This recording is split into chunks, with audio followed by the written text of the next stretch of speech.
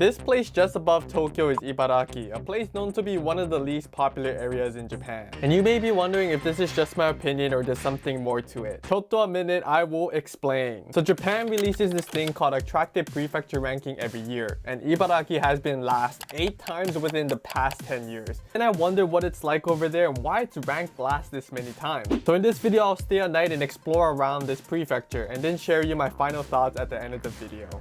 So I'm finally here at Ibaraki Prefecture. I'm here at the first area, which is called Fukuroda Falls. It's like right on top of the prefecture. So I'm heading to Fukuroda Falls, which is considered one of Japan's 3 most beautiful waterfalls. Most of the famous spots in Ibaraki are nature spots. This got me excited because I'm those type of people who rather just goes to those quiet areas where I can relax rather than like the super crowded area like in Tokyo.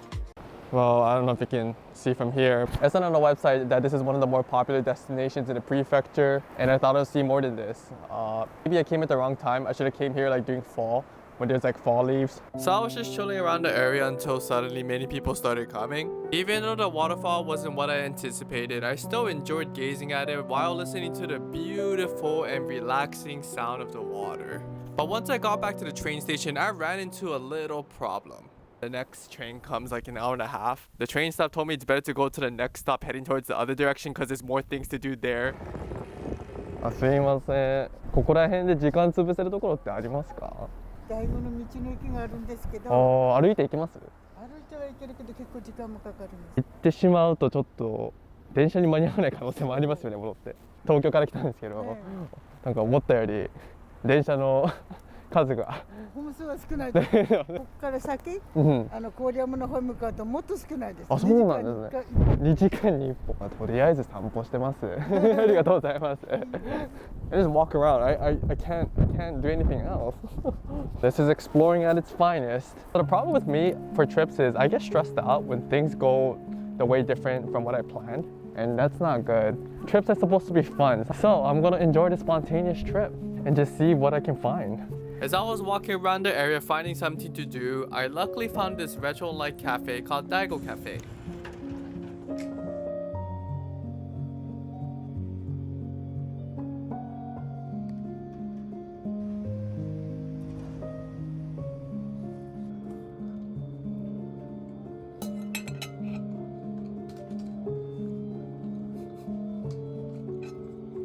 Then I took the train, I waited hours and stayed on it until I was finally at my hotel. For the rest of the day, I went to go eat stamina ramen with chilled noodles, one of Ibaraki's famous food. It was spicy and the portions were huge, but this was only 850 yen. And then went to sleep. Good morning. I went to go eat breakfast provided by the hotel, but all of their food was cold, so it was really underwhelming. And then I got ready and headed over to the second spot. Just doing it for the shot. The second spot I'm headed off to is Nakane Station using this cute one-car train.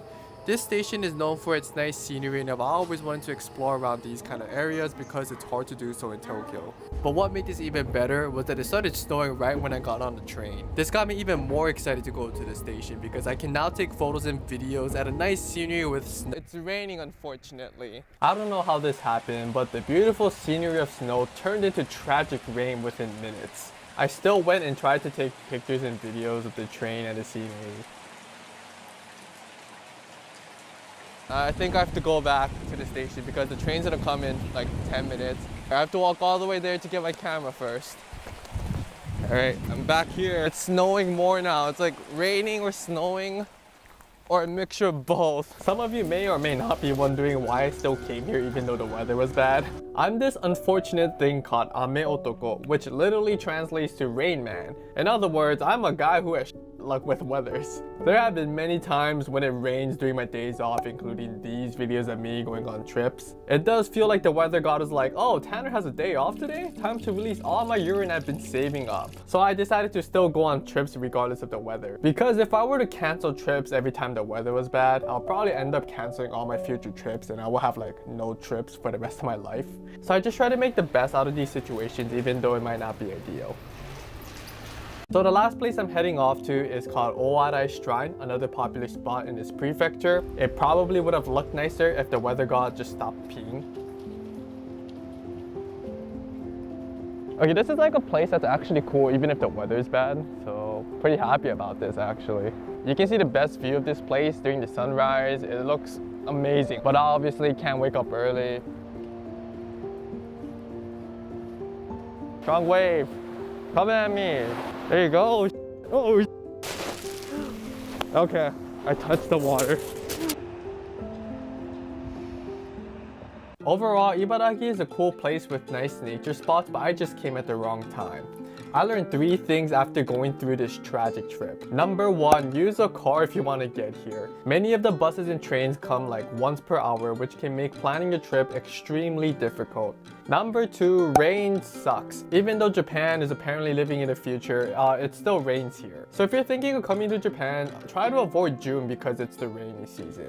And number 3, which is the most important lesson I learned, is that life is just sometimes not fair. So you sometimes need to take random L's in life and just have to make the best out of the situation.